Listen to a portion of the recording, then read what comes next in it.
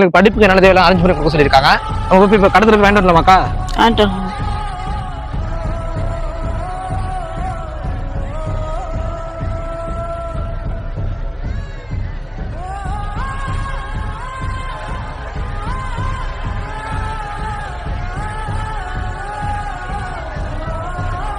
நண்பர்களே பாத்தீங்கன்னா கடத்தூர்ல வந்து அக்காவுக்கு என்னென்ன தேவை எல்லாமே வாங்கி கொடுத்துருக்கேன்.